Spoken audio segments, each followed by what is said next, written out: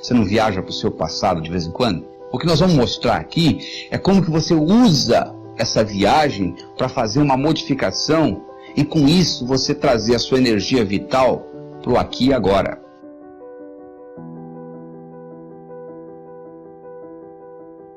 Viajando no tempo significa usando a sua mente como a máquina do tempo. Aliás, você já vem fazendo isso. Você não viaja para o seu passado de vez em quando? Você às vezes não imagina o futuro? Pois é, você está usando essa máquina para viajar. Só que você viaja como apenas observador. O que nós vamos mostrar aqui é como que você usa essa viagem para fazer uma modificação e com isso você trazer a sua energia vital para o aqui e agora.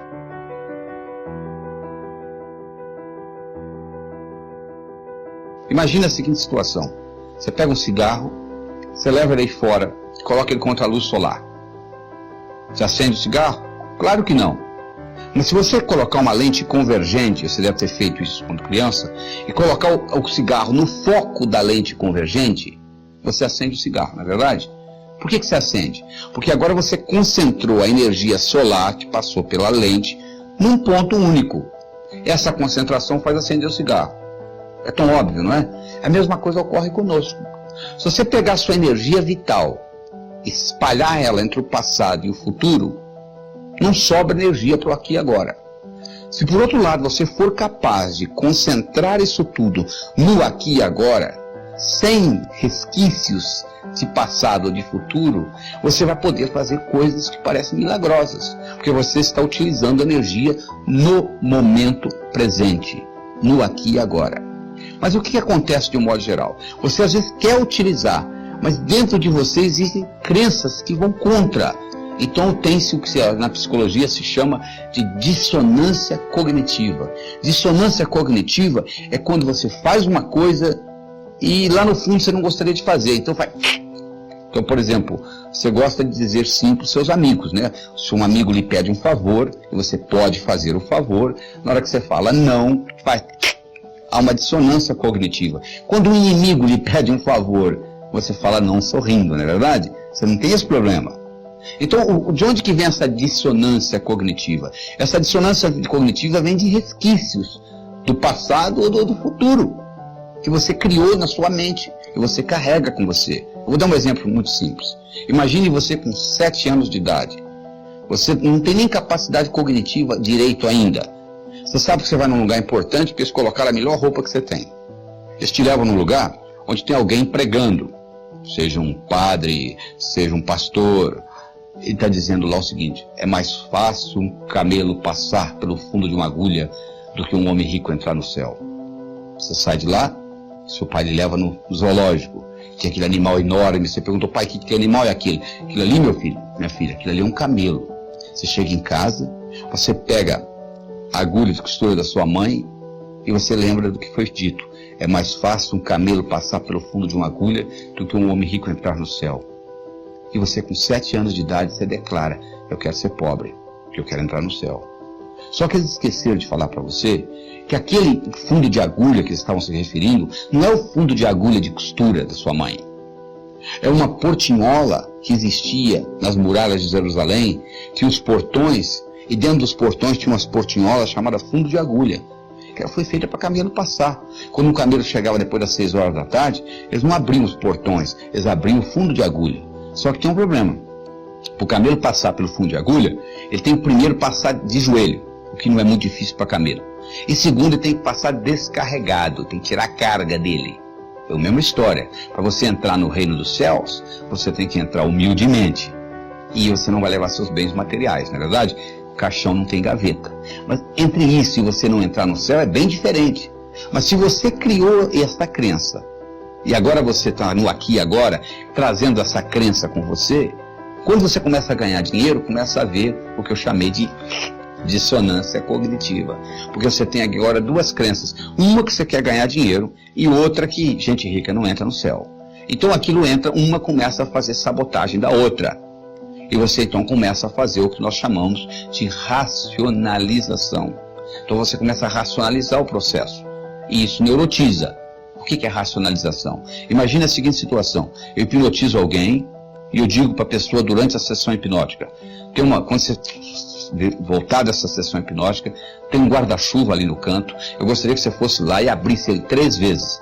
Isso chama-se sugestão pós-hipnótica. Traga o sujeito de volta da hipnose, ele vai lá, pega o guarda-chuva e abre 3 vezes. Eu pergunto para ele, o que você está fazendo? Eu estou abrindo esse guarda-chuva. Para quê? Acaso chova? Ele não sabe por que ele está abrindo o guarda-chuva. Ele racionalizou. Ele criou uma explicação racional. Ele nem sabe por que ele está abrindo o guarda-chuva. É a mesma história. Se você começa a ter essas dissonâncias, você começa a criar racionalizações. Dinheiro não é importante. Quem fala que dinheiro não é importante vive uma outra realidade. Porque você vai na cadeia, 99% das pessoas estão lá por causa de quê? O problema é dinheiro. Por que as pessoas se divorciam? Mais de 85% é por causa de briga de como gastar o dinheiro que eles ganham. Então você vai falar que dinheiro não é importante? E quando você estiver se preocupando em pagar suas contas do fim do mês, quer você queira, quer você não queira, dinheiro é importante para você. Dinheiro só deixa de ser importante o dia que você tem o bastante, e aí sim você vai se preocupar com coisas mais importantes que dinheiro. Não é verdade? Então essa tecnologia vai lhe permitir, já está lhe permitindo, liberar essas crenças antigas, diminuir essa dissonância cognitiva, diminuir a sua racionalização, e com isso você continua vivendo no aqui e agora.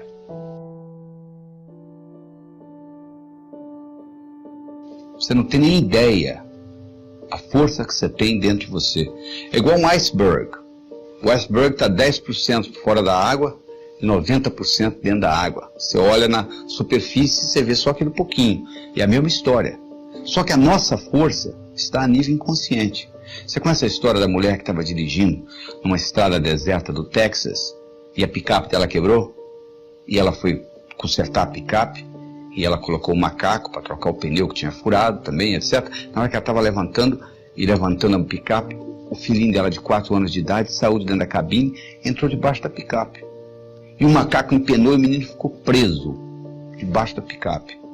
E ela foi lá e levantou, com menos de 50 quilos a mulher, levantou a picape para o menino sair.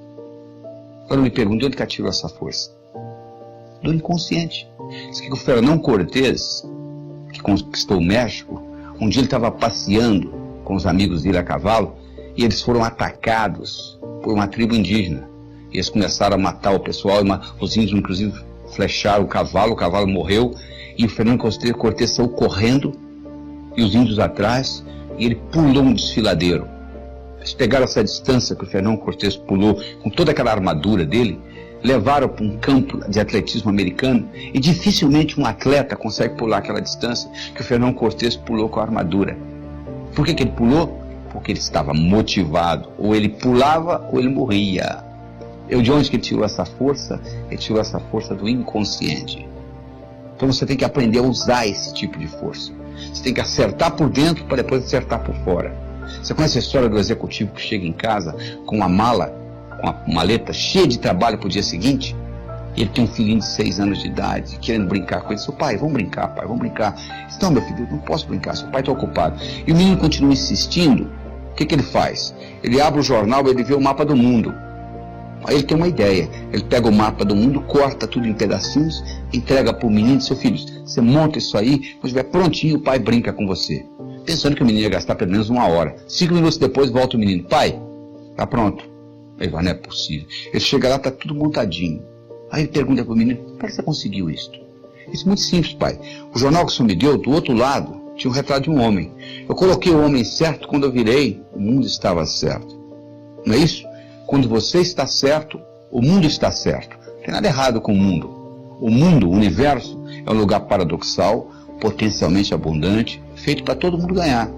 Se eu me mudasse dessa cidade, eu resolveria o meu problema. Sabe por que você não resolve o seu problema? Porque quando você muda, você leva você com você. Esse é o problema. Se você pudesse deixar você lá, seria diferente. Mas como você leva você com você, é o que acontece. Então o que você tem que fazer na realidade não é o que São Tomé dizia. São Tomé dizia o seguinte: eu tenho que ver para crer. O nosso trabalho aqui é exatamente o contrário. Você tem que crer para ver. Porque se você tiver que ver para crer, você vai estar sempre comendo poeira de alguém. As grandes descobertas, as grandes invenções do mundo ocorreram exatamente o contrário. Pessoas que acreditaram e manifestaram. Então você tem que mudar esse paradigma, você tem que fazer uma mudança no seu pensamento, você tem que passar a acreditar, porque você só vai ver aquilo que você acredita. Então, para você mudar isso e passar a acreditar em coisas que você não acreditava antes, você tem que mudar o seu modo de pensar. Você tem que começar a excluir coisas da sua vida e você tem que começar a incluir novas coisas. Porque se você não excluir, não tem lugar para incluir. Você imagina no seu guarda-roupa, por exemplo. Você quer comprar roupa nova, você já tem um guarda-roupa cheio. O único jeito de você colocar roupa nova é você tirar as roupas velhas. Não é verdade? Você conhece a história do sujeito que quer ser mestre, e ele vai no mestre Zen e se apresenta como discípulo, e ele começa a conversar com o mestre Zen, e o mestre pergunta: você quer chá? Ele começa a servir chá para ele, ele coloca a xícara, e o mestre Zen vai enchendo a xícara, vai enchendo, começa a transbordar, e o discípulo não aguenta. Seu mestre, será que o senhor não vê que está tornando? Falou: exatamente. Será que você não está vendo que a sua mente já está cheia? Você já chegou aqui transbordando, não existe lugar para o meu conhecimento.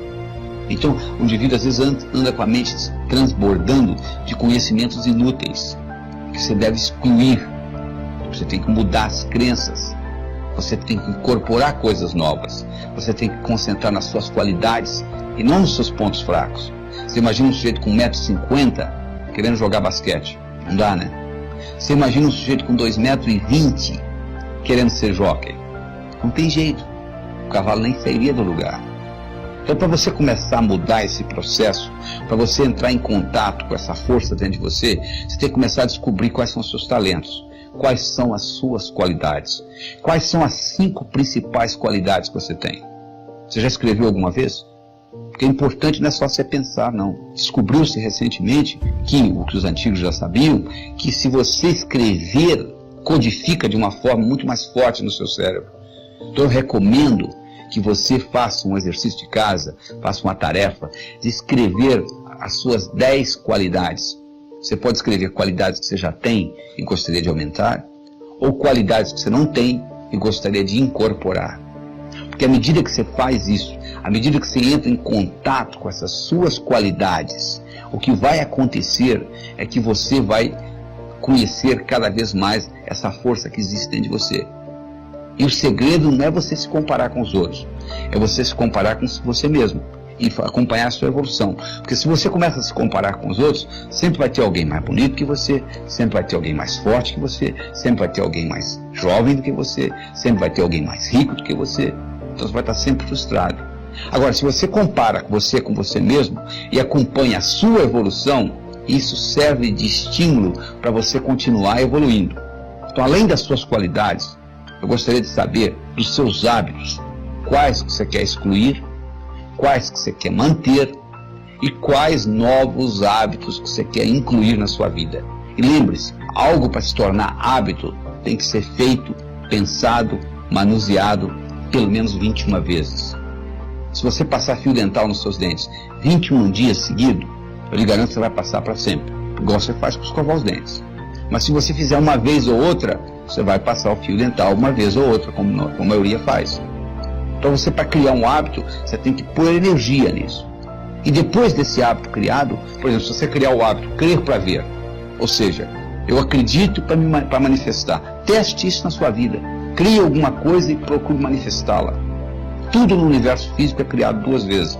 Primeiro você cria, depois você manifesta. Você entendendo esse processo é fundamental. E lembre-se da história do executivo. Se você está certo, o mundo está certo.